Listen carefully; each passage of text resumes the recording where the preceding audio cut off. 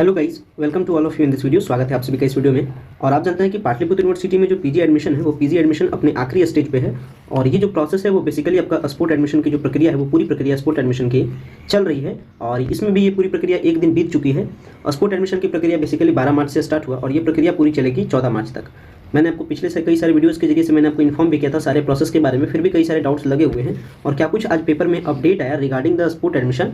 कई सारे स्टूडेंट्स का कहना है कि करप्शंस के जरिए एडमिशन हो रहा है, कई सारे स्टूडेंट्स का कहना है कि धांधली हो रहा है पूरे एडमिशन के प्रोसेस में। तो क्या कुछ एक्चुअल सिचुएशन है जो पेपर के अपडेट के थ्रू बताया गया है कैंडिडेट्स को, वो सारे अपडेट के बारे में आज के वीडियो में डिस्कस करेंगे। साथ में बताएंगे जो भी कैंडिडेट अभी तक स्पोर्ट एडमिशन का जो ब्लैंक ऑफर लेटर है वो जमा नहीं किए हैं तो किस तरीके से जमा होगा, क्या सारा हमारे द्वारा सपोर्ट्स दिया जा रहा है आपको, वो सारे तमाम अपडेट्स के बारे में इस वीडियो में जानेंगे। तो अभी आपको बताते हैं, पहले एक बार सारे कंटेंट्स को मैं आपको मेमोराइज करा देता हूँ, क्या कुछ इंपॉर्टेंट कंटेंट था जिसके जरिए से आपको पूरा समझ में आ जाएगा। फिलहाल मैं इसके लिए आपको नोटिस पे लेके चलता हूँ, नोटिस का क्या कुछ कहना था और क्या कुछ कॉलेज फॉलो कर रहा है। इस दोनों बात ये बेहद इंपॉर्टेंट है। यानी आप जो नोटिस कॉलेज का बोला और जो यूनिवर्सिटी ने नोटिस के रिगार्डिंग नोटिस के थ्रू कॉलेज को ऑर्डर दिया और कॉलेज वाले क्या फॉलो कर रहे हैं, ये दोनों में डिफरेंस चल रहा है अभी।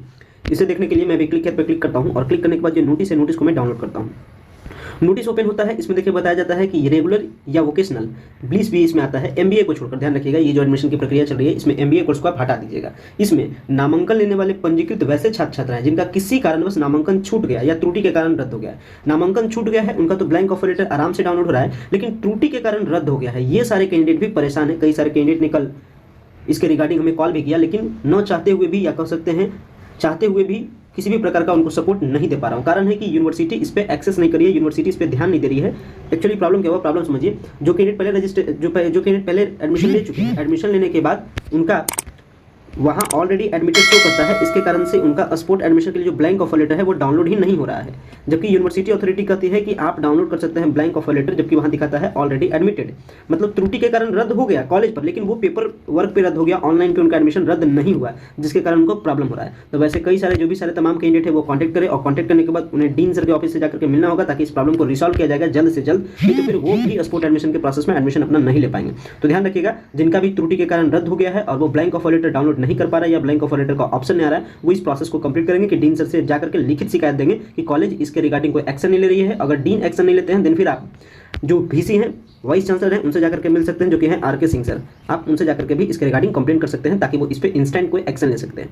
बता दें आपको, ये जो सिस्टम है, ये जो एडमिशन का प्रोसेस है, ये सूची मेधा सूची के बाद जो बचे हुए तमाम सारे सीट्स हैं उस पर एडमिशन की प्रक्रिया है। और ये स्नातकोत्तर विभाग तथा कॉलेज के महाविद्यालय के स्नातकोत्तर डिपार्टमेंट दोनों में एडमिशन की प्रक्रिया चल रही है। ये प्रक्रिया 12/3/2022 से 14/3/2022 तक चलेगी। ध्यान रखिएगा कि 14/3/2022 को हर कॉलेज के द्वारा अलग अलग नोटिस आया है, जमा होगा 14/3/2022 तक, लेकिन 14 तारीख को यानी कल मैक्सिमम हर कॉलेज में 12 बजे दोपहर के 12 बजे तक या मैक्सिमम दोपहर के 1 बजे तक ही जमा होगा। ध्यान रखिएगा, चूंकि इसके बाद कॉलेज मेरिट लिस्ट को लाएगी।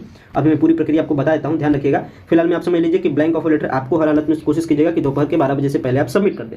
प्लस में ध्यान रखिएगा कि ब्लैंक ऑफर लेटर सबमिट करने के लिए ब्लैंक ऑफर लेटर को आपको डाउनलोड करना होता है। डाउनलोड कैसे करते हैं, इसके रिगार्डिंग वीडियोस हैं, किस प्रकार से फिलअप करते हैं, इसके रिगार्डिंग वीडियोस हमारे अवेलेबल है। तो आप उस प्रकार से आप वीडियो को देख करके आप ब्लैंक ऑफर लेटर डाउनलोड कीजिएगा। डाउनलोड करने की प्रक्रिया बेहद ही आसान है। आपको यूजर आईडी एंड पासवर्ड का यूज करके, लॉगिन आईडी एंड पासवर्ड का यूज करके आपको लॉगिन होना पड़ता है। वहाँ पे ब्लैंक ऑफर लेटर का ऑप्शन मिलता है, आप उस पर क्लिक करते हैं, पीडीएफ आपके पास डाउनलोड होता है, आप उसको फिल करके कॉलेज में जमा करते हैं। कॉलेज में जमा करने के टाइम में ध्यान रखना है कि आपको अपना ब्लैंक ऑफर लेटर रखना है, प्लस आपको जो डॉक्यूमेंट आपको रखना है वो आपका हो जाएगा ब्लैंक ऑफर लेटर, प्लस आपको रखना है पीपी में अप्लाई जो आपने किया वो एप्लीकेशन फॉर्म एंड ग्रेजुएशन का मार्कशीट। ये तीनों डॉक्यूमेंट पिन अप करके आपको काउंटर पे जमा करना होता है। ब्लैंक ऑफर लेटर बेसिकली दो पार्ट में होता है, एक होता है स्टूडेंट कॉपी, एक होता है कॉलेज कॉपी। आपको कॉलेज कॉपी रख लिया जाता है और स्टूडेंट्स कॉपी फिर आपको रिटर्न किया जाता है एज ए रिसीविंग के तौर पे। तो ये सारा काम आप दोपहर के 12 बजे से पहले आप करा लीजिएगा। बता दें एडमिशन की पूरी प्रक्रिया कंप्लीट होती है, एक कॉन्फिडेंशियल नंबर होता है आपका कॉलेज के कॉपी पे। कॉन्फिडेंशियल नंबर बेसिकली जस्ट एक ओटीपी जैसा है जो कि कहलाता है वन टाइम यूज, यानी कॉन्फिडेंशियल नंबर एक बार यूज होने वाला है। मतलब अगर आप कई सारे कॉलेज में जाकर के ऑफर लेटर आप जमा भी कर देते हैं तो एडमिशन आपका कहीं एक ही जगह होगा।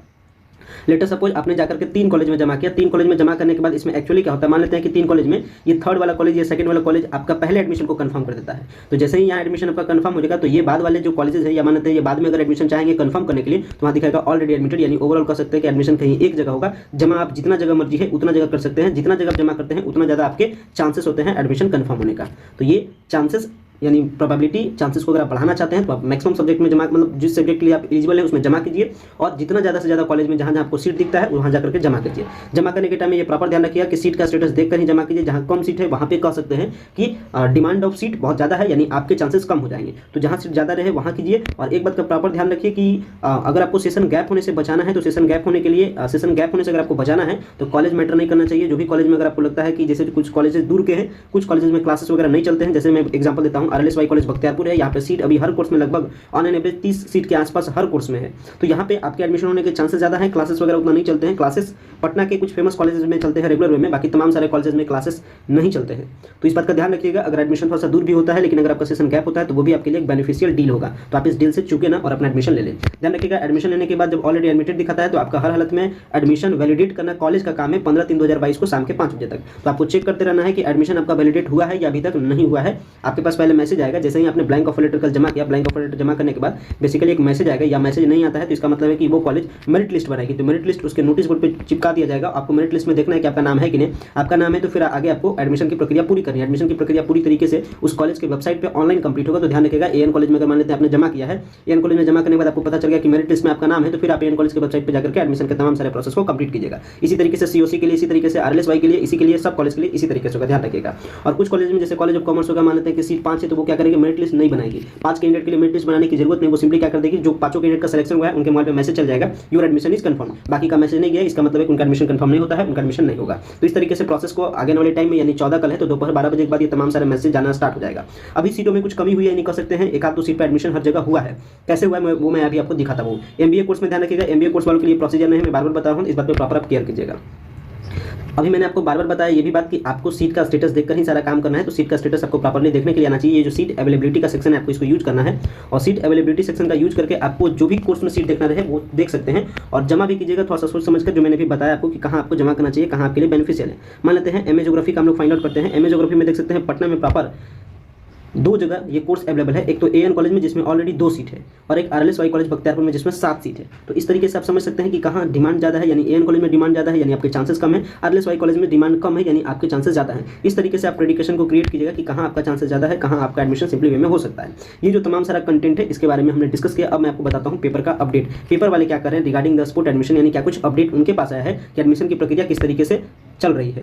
सो गाइस, अगर पेपर के अपडेट के बारे में बात की जाए तो पेपर में देखिए अपडेट आया है PG में नामांकन को लेकर PPU में प्रदर्शन, यानी पाटलिपुत्र यूनिवर्सिटी में कल प्रदर्शन भी हुआ। प्रदर्शन में क्या कुछ हुआ ध्यान दीजिए। देने वाली बात है कि PG नामांकन को लेकर के पाटलिपुत्र विश्वविद्यालय में ऑन स्पॉट राउंड में नामांकन को लेकर काफी संख्या में छात्रों ने विश्वविद्यालय मुख्यालय पर प्रदर्शन किया। मुख्यालय का कारण क्या हुआ, तो इसका मुख्यालय का जो मुख्यालय की गेट पर जो प्रदर्शन का कारण है, इस दौरान छात्रों ने ऑन स्पॉट नामांकन में पहले पाव के तर्ज पर नामांकन में गड़बड़ी का आरोप लगाया। छात्रों का कहना था कि कॉलेज की ओर से नामांकन में काफी गड़बड़ी की गई है और ऑन स्पॉट राउंड को भी मेधा सूची से नामांकन लेने की मांग की है। बाद में सभी को समझा बुझाकर शांत कराएगा। तो ध्यान रखिएगा क्या कुछ अपडेट है, अपडेट को मिली समझ लीजिए। एक्चुअली स्टूडेंट का कहना है कि जो स्टूडेंट सबसे पहले पहुंचे, जैसे मैं आपको बताता हूं AN कॉलेज में मैथमेटिक्स के लिए, यानी कह सकते हैं सबसे पहले जो कैंडिडेट जमा किए वो मैथमेटिक्स वाले एक कैंडिडेट ने जमा किया, वो हमसे कांटेक्ट किए, तो उनका परसेंटेज भी ठीक ठाक है। अब उनका एडमिशन होता है कि नहीं होता है वो देखने वाली बात है। उनका होगा तो पता चल जाएगा कि एडमिशन की प्रक्रिया किस तरीके से पहले पाव के तर्ज पर है या फिर मेरिट लिस्ट के तर्ज पर है, वो पता चल जाएगा। तो फर्स्ट कैंडिडेट जो है वो कैंडिडेट से कॉन्टैक्ट है हमारा, उनके थ्रू पता चल जाएगा कि वो फर्स्ट रहने के बावजूद वो पहले पाव पे काम हुआ है या फिर काम नहीं हुआ है।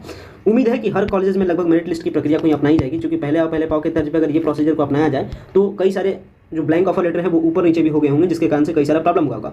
और कहीं कहीं तो देखने वाली बात है, जैसे COC में एक्चुअली क्या हुआ कि ब्लैंक ऑफर लेटर जब जमा हो रहा था तो पहले पाव वाला तो कॉन्सेप्ट नहीं काम कर रहा था, क्योंकि वहाँ एक बेसिकली एक डब्बा जैसा रखा हुआ था, जैसे कि कह सकते हैं जैसे डस्टबिन में पेपर को फेंका जाता है, उसी तरीके से ब्लैंक ऑफर लेटर लेकर के उस लगातार डब्बा में गिराया जा रहा था। इसका मतलब पहले पाव वाला कॉन्सेप्ट वहाँ पे काम नहीं कर रहा है। वहाँ पे आकर के फिर वो सारे पेपर को निकाल करके उसे वो परसेंटेज के बेसिस पे अरेंज करके मेरिट लिस्ट बना करके स्टूडेंट को मैसेज भेज सकते हैं। तो पहले पाव के तर्ज को सिचुएशन को फॉलो नहीं किया जाता है अच्छे रेपुटेशन कॉलेज में, या कह सकते हैं जहाँ पे ज़्यादा डिमांड होता है सीट का, वहाँ पे इस प्रोसीजर को फॉलो नहीं किया जाता है। हाँ, लेकिन जो कॉलेजेस दूर में है जहाँ सीट ज़्यादा है वहाँ इस प्रकार की पॉलिसी को अडॉप्ट किया जाता है, तो कम परसेंटेज वाले बच्चों को वहाँ पे एडमिशन का चांस मिलता है। तो जो भी काम कीजिएगा सीट को देख करके काम कीजिएगा, सेशन गैप बचाने वाला कॉन्सेप्ट काम कीजिएगा। और कुछ भी समझ में नहीं आता है तो जो भी सारे सजेशन के लिए आप कॉल कर सकते हैं, वो आपको नीचे के नंबर आपको ब्लिंक कर रहा होगा, जिसके जरिए से आप कई सारे कंटेंट पे सजेशन ले सकते हैं ताकि आपका सेशन गैप होने से बच सके। सो गाइस, ये जो तमाम सारा अपडेट है, सारे अपडेट के साथ इस वीडियो को मैंने कवर के लिए आशा करते हैं तमाम सारे अपडेट जो PPU के PG के स्पोर्ट एडमिशन के रिगार्डिंग है वो आपको समझ में आ गया होगा।